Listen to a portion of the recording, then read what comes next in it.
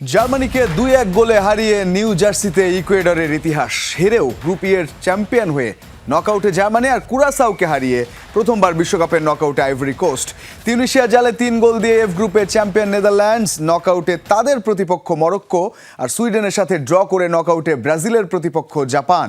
Welcome to expert table, presented by Hamdard Amrupali. সঙ্গে আছি আমি রঞ্জন শান্ত, আর আমার সঙ্গে national team star Topu Barman. তাকে ওয়েলকাম করছি আর একবার এক্সপার্ট টেবিলে। কেমন আছেন, কেমন চলছে?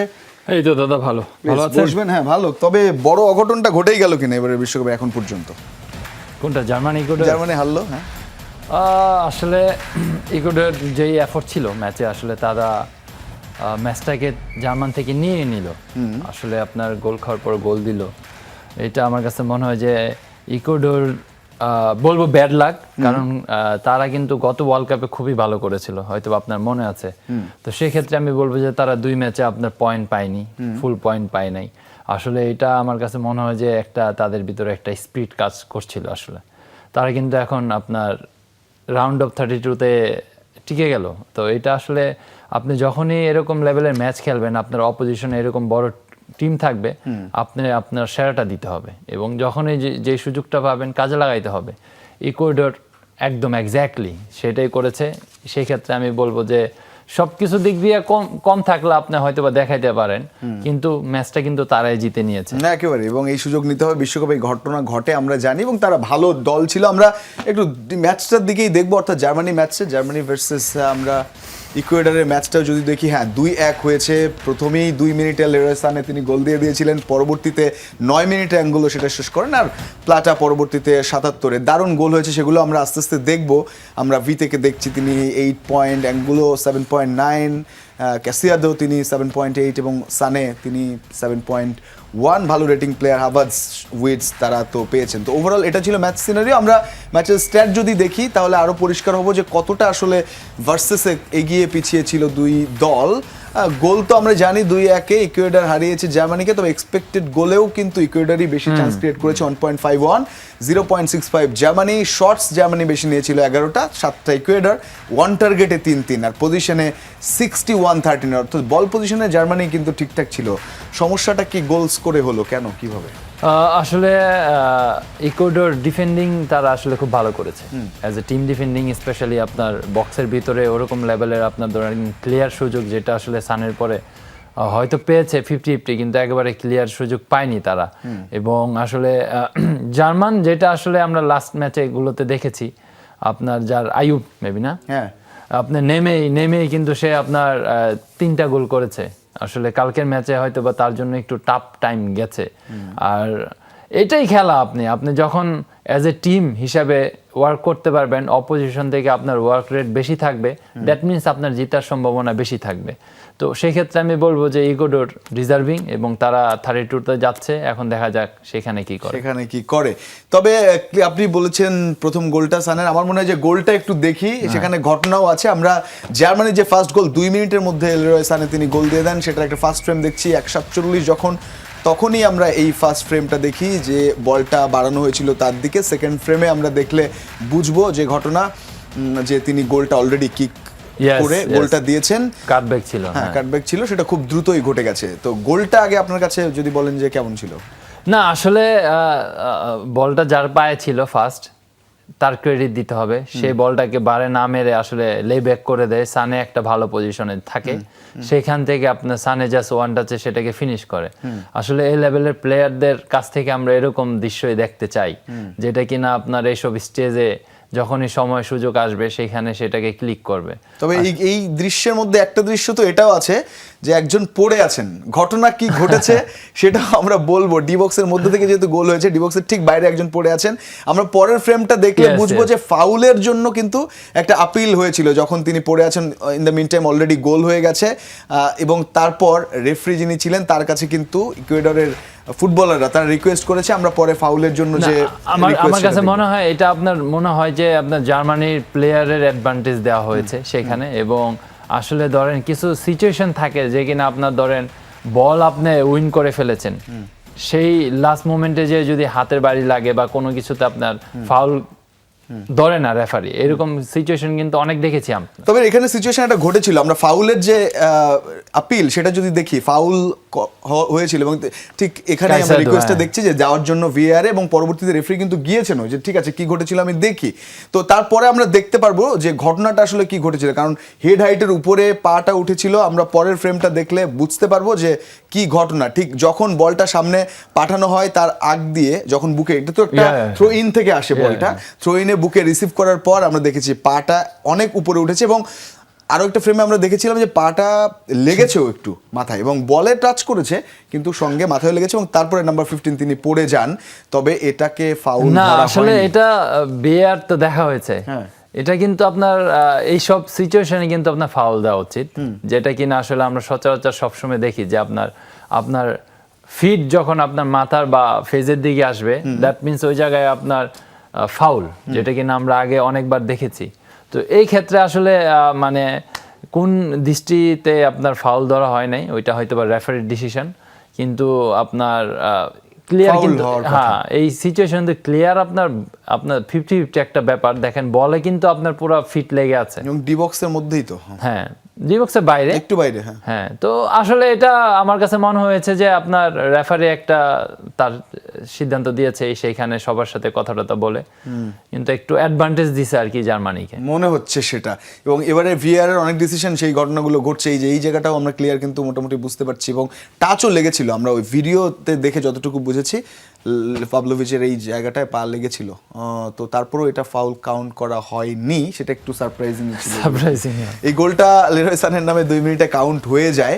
তবে আজকের স্ক্রিপ্টটা নিশ্চয়ই অন্যরকম ছিল ইকুয়েডরের জন্য, এই কারণে তারা পরবর্তী 2 গোলে এগিয়ে যায়। আমরা তাদের গোলগুলো যদি একটু দেখি, অর্থাৎ ইকুয়েডর গোল নাম্বার 1 তারা দুটো দারুণ গোল দিয়েছে। প্রথম গোলটা একেবারেই সেন্টার সার্কেলের কিছুটা Shoot করে, নিচে, হ্যাঁ। একাই সেখান থেকে টেনে তিনি নিয়ে গেছেন। পরের ফ্রেমে দেখব খুব দারুণভাবে তিনি সময়ই নেননি, ডিবক্সের কিছুটা বাইরে থেকে তিনি শট করে নিজে পড়েও গিয়েছিলেন, কিন্তু বলটা লক্ষ্যভেদ ঠিকই করেছে। লাস্ট ফ্রেমে আমরা আরো দেখতে পারবো যে না ঠিক আছে গোলটা হয়ে গেছে খুব দারুণভাবে। তবে এটা আমার কাছে ইন্টারেস্টিং লেগেছে, তিনি যে শটটা করেছেন সেটা 2 পায়ের ফাঁক দিয়েই গিয়েছিল। এটা একদম মানে আমি বলবো যে খুব ভালো মেরেছে আসলে, এত দূর থেকে নয়রের মতো গোলকিপারকে আপনি পরাস্ত হ্যাঁ। করেছেন, দ্যাট মিনস আপনার শুটের অনেক পাওয়ার ছিল, তার সাথে প্লেসটা খুব ভালো হয়েছে, বলটা আউটসুইং করেছে, এর জন্য নয়ের আর কি রিচ করতে পারে না। হয়তো বা আপনি দেখেছেন যে বলটা কিন্তু প্রায় নয়ের থেকে অনেক দূর দিয়ে গিয়েছে, হ্যাঁ। না হলে হয়তো বা সেভ করে ফেলতো। তার মতো গোলকিপার এইসব হাইডের বল সেভ করতে পারে ইজিলি, কিন্তু শুটটা দারুণ নিয়েছে। না দারুণ দারুণ। এবং পরের গোলটাও কিন্তু নয়ারকে ফাঁকি দিয়েছে তারা এক প্রকার, কর্নার থেকে যে গোলটা আসে আমরা গোল 2টা দেখলেও বুঝতে পারবো সেটাও দুর্দান্ত গোল হয়েছে। এবং প্রথম গোলটা যিনি করেছেন অ্যাঙ্গুলো, তারপরে প্ল্যাটার গোল, এইটা আসলে কর্নার থেকে আসে প্রথমে, তারপরে হেডে একটা টাচ, পরের আমরা ফ্রেমে দেখব খুব দারুণভাবে কমিউনিকেশনটা হয়েছে। হেডের টাচের পরে ঠিক নয়ার তিনি বল রিসিভ করার জন্য প্রস্তুত, এর পরের ফ্রেমে আমরা ঠিক পাশে যিনি আছেন তিনি জাস্ট একটা টাচ দিয়ে দিয়েছেন পায়ের, এবং ঠিক যখন নয়ার গ্রিপ করবেন তখনই না এখানে আসলে নয়রের সিদ্ধান্তটা আরেকটু আগে নেওয়া উচিত ছিল, কারণ সে ওয়েট করেছে সেখানে। যদি সে যেটা আমরা তাকে দেখি যে আসলে সে ধরেন বল টাচ করার আগে সে ওই জায়গায় রিচ করে ফেলে, কিন্তু দেখেন তার হয়তো এটা গোলকিপার কোচরা ভালো বলতে পারবে, বাট ফর মাই অবজারভেশন সে সেখানে ওয়েট করে বলটাকে বুকে নিতে চেয়েছিল, একটু এগোলে বোধহয়। হ্যাঁ বলটা যদি সে একটু এগোয়ে নিত বা মিস কমিউনিকেশন ছিল তার সাথে যে ডিফেন্ডার ছিল, দেখেন ম্যান মার্কিং এ তার এই জায়গায় ফল্ট আছে। নয়ার এক্সপেক্ট করেনি বোধহয় যে হুট করে এখানে পা কিন্তু ওই ডিফেন্ডারের উচিত ছিল যে তাকে যেন অ্যালাউ না করে। নয়ার কিন্তু এই চিন্তা করে আপনার একটু জায়গাতে দাঁড়িয়ে ছিল, ওয়েট করেছে বেসিক গ্রামারে। ইয়েস, তো সেই ক্ষেত্রে আমি বলবো যে আপনার এটা মিস কমিউনিকেশন প্লাস ডিফেন্সিভলি ভুল। দারুণ। তবে এই টাচটা দুর্দান্ত ছিল এবং নয়ার একটু ভেবাচাকাই তো খেয়ে গেলেন। দুর্দান্ত প্ল্যাটার। এই গোলের পরে আসলে যে সেলিব্রেশনটা বা ওভারঅল এই ম্যাচ জয়ের পরে ইকুয়েডর, কারণ এত বছর পর, ভুল না করে থাকলে 20 বছর পর তারা ওয়ার্ল্ড কাপে এসছে এবং তারা টপ 32-তে এইভাবে জার্মানির মতো দলকে তারা হারিয়ে দিল, সেটা কিন্তু একটা অন্যরকম আত্মবিশ্বাস নিয়ে যাওয়া। তাদের সেলিব্রেশন আমরা দেখেছি অসাধারণ, এবং তাদের কোচ আর্জেন্টাইন কোচ যিনি লিওনেল মেসির সঙ্গে একসময় ছিলেন, সেবাস্তিয়ান, তিনি নিজেই দৌড়ে যে উঠে গেছেন, ফ্যামিলির সঙ্গে সেলিব্রেট করেছেন গ্যালারিতে। অসাধারণ মোমেন্ট ছিল তাদের জন্য। এবং ইকুয়েডর কিন্তু এই জয়ের পর সরকারি ছুটি ঘোষণা করে দিয়েছে, তাদের প্রেসিডেন্টও ছিল গ্যালারিতে, এবং পরবর্তী সরকারি ছুটি, এবং সেটা সরকারি বেসরকারি সব এমপ্লয়ীদের জন্য। আসলে ফুটবল যে না আসলে আপনার ফুটবল এরকম একটা গেম, এটা মানে এত ফ্যান্টাস্টিক, আপনি মানে বিলিভ করতে পারবেন না। তো এরকম সচরাচর আমরা সবসময় দেখে থাকি। যখন সৌদি আর্জেন্টিনাকে হারাইলো, সাউদির প্লেয়ারদেরকে 1 মিলিয়ন করে বোনাস দিছে, ইচ গাড়ি দিয়েছেন। তো এগুলো আসলে আমরা সচরাচর সবসময় দেখে থাকি। আসলে এটা দে ওন ফুটবল, আসলে অ্যাজ এ কান্ট্রি তারা মানে অনেক ভালোবাসে ফুটবলকে, তাদের প্যাশন এটা। তো সেই ক্ষেত্রে এটা ভেরি ক্লিয়ার যে একটা বিশাল বড় জয়, এবং একটা এরকম স্টেজে জয় পেয়েছে, সেই জয়ের কারণে তারা এখন 32-তে চলে গিয়েছে। আসলে এটা ওইখানে লেসি কি করে ওইটা আরেকটা ব্যাপার তাদের জন্য। এবং অনেক দলই আসলে এবার ওই যে নাম্বার 3 পজিশনে থেকে 8টা দল যাচ্ছে, সেখানেও কিন্তু ইন্টারেস্টিং অনেক ঘটনা ঘটছে। তবে ব্রাজিলের যে অপোনেন্ট সেটা কিন্তু পরিষ্কার হয়ে গেছে, অর্থাৎ গ্রুপ এফ এর যে রানার আপ জাপান, সেটা একটা দারুণ ব্যাপার হয়ে গেছে। আমরা যদি গ্রুপ এফ এর টেবিলটা এখন পর্যন্ত দেখি, যদিও জাপান তারা এক গোলে ড্র করেছে, এবং সেই জাপান মানেই তো একটা ড্র, জাপান মানেই দুর্দান্ত এশিয়ার প্রেশার ক্রিয়েট করছে। আমরা জাপানের ম্যাচ দেখার আগে আমরা গ্রুপ এফ দেখতেই পারি, কারণ জাপান যেটা করেছে তারপরে যেটা হয়েছে, তারা নাম্বার 2 পজিশন কনফার্ম করে ফেলেছে 5 পয়েন্টস নিয়ে, এবং নেদারল্যান্ডস তারা যেহেতু সুইডেনও যাবে, হ্যাঁ সুইডেন তো চলে গেছে, তারা ওয়েট করছে তাদের অপোনেন্টের জন্য। তারা গেছে বেস্ট র্যাঙ্ক 3rd প্লেস হিসেবে। তৃতীয় দলগুলো যেভাবে যাচ্ছে সেই জায়গায় কিন্তু সুইডেন সব টিক মার্ক নিয়ে মোটামুটি তারা ভালো অবস্থানে থেকে তারা কোয়ালিফাই করে গেছে। কিন্তু তাদের অপোনেন্ট কারা হবে পরিষ্কার নয়। তবে নেদারল্যান্ডস মরক্কোকে পাচ্ছে রাউন্ড অফ 32-তে, আর জাপান তারা ব্রাজিলের সঙ্গে মিট করছে। তো এই ব্যাটলটা কেমন হতে পারে? মানে নেদারল্যান্ডস ব্রাজিল হলে আমি বলছি যেটা হতো তার চেয়ে বোধহয় একটু না। আসলে আপনি যদি মানে খেলার মানে ডিমান্ডিং দেখেন বা খেলার পারফরমেন্স দেখেন, জাপান কিন্তু আপনি সহজ প্রতিপক্ষ নয়। ইউ ক্যান ইমাজিন 3টা ম্যাচ খেলেছে, একটাও হারে নাই। দ্যাট মিনস আপনার একটা মাত্র এশিয়ান দেশ যারা কিনা ম্যাচ হারে নাই গ্রুপ স্টেজে। আসলে জাপান অ্যাজ এ টিম এবং তাদের যেই খেলার ধরন, এটা কিন্তু তারা প্রতিটা ম্যাচেই আপনার শো করেছেন, এবং তারা আসলে যে ডিসিপ্লিন ওয়েতে ফুটবল খেলে এটা একদম প্রমাণ।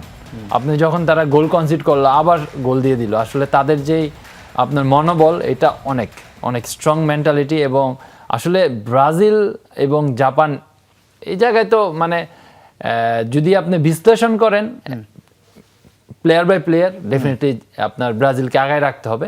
কিন্তু অ্যাজ এ জাপান টিম তারা ব্রাজিলকে একটা প্রেশার ফলাইতে পারবে, সেই ক্ষমতা আছে। তবে সেই জায়গায় হয়তো ব্রাজিল ধারে ভারে এগিয়ে বলে 32 ক্রস করে যেতে পারে, কিন্তু 16 হয়তো তখন আরেক ঘটনা ঘটবে। তবে 32-তে ইন্টারেস্টিং হবে, সেটা আমরা দেখছি। আমরা নেদারল্যান্ডস মরক্কোর ম্যাচটা তো আরো ভালো হওয়ার কথা। একটা ভালো টিম আউট হয়ে যাবে, রাইট। আসলে এই গ্রুপটা যা আসলে একটু মানে ভেরি আর্লি এখন দেখা যাচ্ছে যে মরক্কো নেদারল্যান্ডস, আসলে আমার কাছে মনে হয় যে ওই ম্যাচটা আসলে এত টাইট ম্যাচ হবে, এবং ওই ম্যাচটা লাইক একটা সেমিফাইনাল কোয়ার্টার ফাইনাল ম্যাচের মতো হবে। কারণ নেদারল্যান্ডস এখন খুব ভালো ফর্মে ফিরেছেন তারা, এবং তার সাথে ধরেন মরক্কো ভালো করেছে অলরেডি। তারা ধরেন হাইতির সাথে 2-4 গোলে জিতেছেন, তাদের প্লেয়ারদেরকেও আপনার ভালো ফর্মে আছে, স্পেশালি হাকিমি। তো নেদারল্যান্ডসের আসলে একটা দুই দলই ডিজার্ভ করে নাকি 16-এ যাওয়াটা? হ্যাঁ, ফর শিওর দুই দলই ডিজার্ভ করে। কিন্তু আপনার ওয়ার্ল্ড কাপের স্টেজে যখন আপনার রাউন্ড অফ 32-তে আসবেন, তারপরে তো আপনার চ্যালেঞ্জ নিতেই হবে। এটা যদি উতরাইতে পারে, তারপর কোয়ার্টার ফাইনাল, সেমিফাইনাল, আপনার ওয়ার্ল্ড কাপ চ্যাম্পিয়ন হতে গেলে আপনার মিনিমাম 3 থেকে 4টা বড় টিমকে হারাইতে হবে, তারপর আপনি চ্যাম্পিয়ন হতে পারবেন। জাপান সুইডেনের ম্যাচটা তো হয়েছে, জাপানকে নিয়ে আমরা কথা বলছিলাম, তারা 2nd পজিশন তারা কনফার্ম করেছে, এবং তারা ব্রাজিলের সঙ্গে খেলবে। তবে সুইডেনকেও তারা আটকেছে, এবং 1-1 গোলে তারা সেই খেলার নিষ্পত্তি করেছে। এই খেলার একটু স্ট্যাট যদি আমরা দেখি, জাপান ভার্সেস সুইডেন, কারণ প্রত্যেকটা ম্যাচে তারা যে ধরনের আটকে রাখছে প্রতিপক্ষকে, বড় প্রতিপক্ষ হলেও সেটা 56 মিনিটে তাদের গোল, পরবর্তীতে 62 মিনিটে এলাঙ্গা তিনি সুইডেনের হয়ে সেই গোল শোধ করেছেন। শটেও দেখুন 8-10, শটস অন টার্গেটে 5-3, পজিশনে 51-49, পাসও কমপ্লিট করেছে সুইডেনের চেয়ে বেশি তারা, পাস অ্যাকুরেসিও বেশি 81 থেকে 88 জাপানের। ফাউল অবশ্য হয়েছে অনেক বেশি এই ম্যাচটাতে, 20-11, ইয়েলো কার্ড 1টা, সুইডেনের 2টা, অফসাইড 2-3, 8টা কর্নার পেয়েও সুইডেন আর গোল করতে পারেনি, তাদেরকে আটকানো হয়েছে। সুতরাং ডিফেন্ডাররা এক্সট্রাঅর্ডিনারি, যখনই একটা গোল জাপান দিয়ে যায় বা শোধ করে, বোধহয় প্ল্যানটা এটাই থাকে যে ম্যাচ জিততে না পারলেও হারবো না। জাপানের কমিটমেন্টই থাকে যে যদি আমরা গোল দিতে না পারি, গোল খাবো না। এটা হলো একটা মানে একটা আমার কাছে মনে হয় যে একটা বড় টিমের একটা কমিটমেন্ট। আপনি যখন এরকম ফিলোসফি নিয়ে মাঠে নামবে, দ্যাট মিনস আপনার অপোজিশন পাজেল হয়ে যাবে, তারা আপনার গোল দেওয়ার জন্য মরি হয়ে যাবে, তখনই আপনার একটা সুযোগ আসবে গোল দেওয়ার জন্য, যেটা কিনা জাপান সর্বদাই করে যাচ্ছে। তো এই যে ব্যাপারগুলি আসলে এটা তাদের যে বিল্ড হয়েছে, এই ব্যাপারগুলি ব্রেইনে দেখবেন আপনার প্রত্যেকটা প্লেয়ারের সাথে প্রত্যেকটা প্লেয়ারের কি সুন্দর একটা সামঞ্জস্য। এটা কিন্তু আসলে আমার কাছে মনে হয় যে নট অনলি শুধু আমরা খেলায় দেখি, তারা যে প্র্যাকটিসে এটা যে আপনার কত কন্টিনিউ করে, এবং তাদের প্লেয়ার আমার কাছে খুবই ভালো লাগে, তারা কিন্তু আপনার গিভ আপ হয় না। আপনি দেখবেন যে একজন, আমি কালকে খেলাটা দেখলাম যে সুইডেনের একজনের পায়ে বল তারা 3-4 জন মিলে প্রেস করতেছে। আসলে এই যে কমিটমেন্ট, যে ওয়ার্ল্ড কাপের স্টেজে ভালো করার একটা ইচ্ছা, ভালো করার একটা যে চাহিদা তাদের, তো এটা কিন্তু আসলে একটা টিমকে কাজে লাগে, একটা টিম সেই স্তরে পৌঁছায় যাদের আপনার একটা ভালো পরিকল্পনা আছে, টার্গেট আছে যে আমরা এই বছর না পারি সামনের বছর। এই যে ট্রাইগুলো করছে জাপান, আসলে ডে বাই ডে কিন্তু আমরা দেখছি যে আসলে তাদের পরিকল্পনা, তাদের পারফরমেন্স, তাদের ইমপ্রুভমেন্ট, এগুলো কিন্তু আপনার একদম ভিজিবল। তো এই যে আপনার অ্যাজ এ একটা এশিয়ান টিম যারা কিনা একটা ম্যাচও হারে নাই, তার মানে আপনি বুঝতে পারছেন যে জাপান আসলে কতটা শক্তপোক্ত একটা দল। তাদের সাথে যারাই খেলতে আসবে অবশ্যই তাদেরকে সম্মান দিয়ে খেলতে হবে। অন্তত 22-এর চেয়ে তারা তো অনেক বেশি এখন গোছালো এবং শক্তিশালী। তো বড় দল ব্রাজিল, তাদের মুখোমুখি হতে হচ্ছে টপ 32-তে, এটা একটা ব্যাপার। না হলে হয়তো তারা 16 পর্যন্ত রিজার্ভ করতেন, তবে এখনই বলে দেওয়া যায় না, টু আর্লি টু সে। ওই ম্যাচেও কিন্তু নিশ্চয়ই তারা পরীক্ষা নিতে পারেন। আরেকটা ম্যাচ হচ্ছে কুরাসাও আর আইভরি কোস্ট। সেই ম্যাচটা কুরাসাও আসলে পেরে উঠলো না, আইভরি কোস্ট তারা জিতেছে এবং 2 গোল পেপের কাছ থেকেই 2 গোল এসছে, এবং সেখানে আমরা আইভরি কোস্ট স্বাভাবিকভাবেই এগিয়ে। শটস যদিও কুরাসাও অনেক নিয়েছিল, শটস অন টার্গেটও সমান 3-3, তবে বল পজিশন কিংবা কোয়ালিটির দিক থেকে পাস 554, যদি ইন টার্মস অফ 336 দেখি 89% পাস অ্যাকুরেসি, সব মিলিয়ে অবশ্যই আসলে কুরাসাও তো মানে তাদের যে পরিকল্পনা, হয়তো তারা ভেবেছে যে আইভরি কোস্ট হয়তো বা আমাদের কিছু অ্যাটাকিং অ্যাপ্রোচিং আমরা যাই, কিন্তু আসলে পেপে কিন্তু খুবই ভালো প্লেয়ার, সে আর্সেনালের হয়ে খেলেছে এবং এখন সে ইউরোপের একটা ভালো দলে খেলা, আসলে তার সেই অ্যাবিলিটি, কিন্তু সেই ম্যান অফ দ্য ম্যাচ হয়েছে এবং সাথে 2টা গোল করেছে। আইভরি কোস্ট আসলে আগের যে টিম ছিল, যদি আপনি দিদিয়ে দগ বা ইয়া তোরে, কালু তোরে, ওদের যদি ওই সময়ে তারা কিন্তু আপনার দেখা গেছে যে এত সুপারস্টার প্লেয়ার নিয়ে কিন্তু ভালো পজিশনে যেতে পারে না। আসলে সেই তুলনায় এখন আইভরি কোস্টের অনেক স্টার প্লেয়ার নাই, কিন্তু তারপরও ডিজার্ভিং উইং, এবং এটা আসলে তাদের ছিল, প্ল্যানই ছিল যে এই ম্যাচটাই আমাদের টার্গেট, এইটাতে আমরা জয়লাভ করতে চাই এবং আমরা নেক্সট 32 রাউন্ডে যেতে চাই, যেটা কিনা তারা উত্তীর্ণ হয়েছে। দারুণ। আর ওদিকে যুক্তরাষ্ট্র, অস্ট্রেলিয়া তারাও গেছে, এবং যুক্তরাষ্ট্র ভালো খেলেও শেষ মুহূর্তে একটা গোল খেয়ে গেছে তুরস্কের কাছ থেকে। না আসলে তুর্কি অ্যাজ এ টিম, ওদের যদি আপনার টোটাল খেলা দেখেন, আমরা হয়তোবা 2টা ম্যাচ নিয়ে ওদের বলেছি যে 2 ম্যাচে প্রায় নিয়ার টু 60 শটস আপনার আমি ডিসকাস করছিলাম। তো আসলে যে এই যে তাদের মানে আমি বলবো যে আসলে দুর্ভাগ্য তাদের, আসলে এইবারের ওয়ার্ল্ড কাপে তারা সেকেন্ড রাউন্ডে যেতে পারলো না। আমি মনে করি যে এটা অ্যাজ এ টিম, এবং তুর্কি, আপনি যদি তুর্কি লিগ দেখেন, সব বড় বড় প্লেয়াররা সেইখানে খেলে, এবং তুর্কি কিন্তু একটা মানে ফুটবল কালচার যেটা কিনা ভেরি স্ট্রং, এবং ওই ক্ষেত্রে আমি বলবো যে very disappointed as a football fan. তার সাথে তুর্কি দর্শকরাও তারা সেইভাবে খেলেছেন যেভাবে তাদের খেলা দরকার ছিল, এবং আসলে ফুটবলে এই ওয়ার্ডটা ইউজ করা উচিত কিনা জানি না, যে আনলাকি, ব্যাড লাক এরকম হয়তোবা, কিন্তু লাস্ট ম্যাচটা আসলে ইউএসএ কে হারাইছে, সেটা কিনা একটা 90+8 আয়ান তিনি গোল করেছেন, মানে যোগ করার সময় 8ম মিনিটে। এটা ইন্টারেস্টিং, এবং শুরুর দিক থেকে গোল পেয়েছে 2 দল। ইউএসএও তো একটু সারপ্রাইজ করেছে কিনা, স্বাগতিক হিসেবে এসে এভাবে ভালো ডমিনেট করছে তারা। না আসলে ডেফিনেটলি সারপ্রাইজিং, কারণ ইউএসএ কে আসলে আমরা ওইভাবে, স্পেশালি ওয়ার্ল্ড কাপের স্টেজে বলেন বা কোনো ইন্টারন্যাশনাল টুর্নামেন্টে বলেন, ইউএসএ কে কিন্তু ওইভাবে আমরা দেখি না যেভাবে এইবার ওয়ার্ল্ড কাপে আমরা দেখছি। আসলে তাদের একমাত্র তাদের কোচ এবং তাদের কিছু প্লেয়ার যারা কিনা আসলে ট্রিমেন্ডাস করেছে, স্পেশালি লাস্ট 2 ম্যাচ, এই ম্যাচ বাদে, এই ম্যাচও কিন্তু 2টা গোল দিয়েছে। তো এটা আসলে আমি বলবো যে তাদের যে specially attacking zone, they are very active. তার সাথে ডিফেন্ডার যারা আছে তারা তাদের সাথে এখন ভালো হয়ে গিয়েছে। তো এটা আমার কাছে মনে হয় যে আসলে আপনি তাদেরকে ফালাই দিতে পারবেন না। তাদেরকে রাউন্ড অফ 32-তে তারা অলরেডি পৌঁছে গেছেন। সেখান থেকেও আপনার একটা সারপ্রাইজিং রেজাল্ট পেতে পারে, কারণ তাদের দেশে খেলা এবং তাদের সাপোর্টাররা এখন ক্রেজি অ্যাবাউট ফুটবল। তারা এখন আসলে শো করছে যে আসলে ইউএসএ-কে আমরা কতটা ভালোবাসি, আমরা দেখছি না সোশ্যাল মিডিয়ায়। তো আসলে তাদের একটা ভালো পসিবিলিটি আছে আমার মনে হয়। তো আমার তাদের এই পারফরমেন্সটা যদি বজায় রাখতে পারে ডেফিনেটলি রাইট। আমাদের বেশ কিছু ম্যাচ আজকেও আছে। আমরা জানি যে নরওয়ে ফ্রান্স ফাইনালি মুখোমুখি হচ্ছে। আজকের ম্যাচগুলো যদি আমরা এক নজরে দেখি, নরওয়ে ফ্রান্স বলতে গেলে তো এমবাপ্পে আর হল্যান্ড দুই এ সময়ের সেরা, তাদের কথা বলতে হয়। তারা দুজন খেলতে নামবে রাত একটায়। Very interesting match. Norway France কি হতে যাচ্ছে এই ম্যাচটায়, দুজনই গোল পাবেন Wow. কিনা সেরকম একটা ঘটনা তো আছে। না, নরওয়ে আসলে আপনার আজকের ম্যাচে ধরেন ডিফেন্সিভলি অ্যাজ এ ডিফেন্ডার যারা আছে তাদেরকে বি কেয়ারফুল থাকতে হবে। আর ফ্রান্সের ডিফেন্ডারও বি কেয়ারফুল থাকতে হবে, বিকজ 4 জন প্লেয়ার যারা কিনা উপরে খেলে, অডিগর, হালান, সোল, তারপরে আপনার আরেকটা লেফট সাইডে যে আছে, তারা কিন্তু খুবই দুর্দান্ত ফর্মে আছে। তো সেই ক্ষেত্রে ধরেন আপনার ডিফেন্ডার কুন্ডে, থিও, সেলেবা, তো ওদের যে ডিফেন্স লাইন তাদের কিন্তু মনোযোগী থাকতে হবে একেবারে। তো ম্যাচটা যেটাই হোক না কেন, আমার মনে হয় যে এমবাপ্পে এবং হল্যান্ডের দিকে আলাদা নজর থাকবে। কারণ এর আগে তো হল্যান্ডের তো প্রথম ওয়ার্ল্ড কাপ, তারপর জাতীয় দলের জার্সি গায়ে যতটা খেলেছেন, 1 গোল বোধহয় পিছিয়ে, 60 গোল এমবাপ্পের, 59 গোল হল্যান্ডের। সুতরাং তিনিও ছুটছেন অপ্রতিরোধ্য গতিতে। হোপফুলি এটা ভালো ম্যাচ হবে।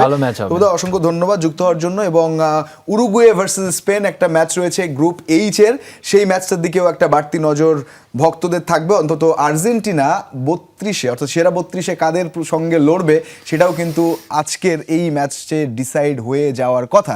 সুতরাং সেদিকে নজর থাকবে আর নজর রাখবেন যমুনা টেলিভিশনে পুরো বিশ্বকাপ জুড়ে। আগামী পর্বে দেখা হচ্ছে। ভালো থাকবেন, সুস্থ থাকবেন আর থাকবেন বিশ্বকাপের সঙ্গে।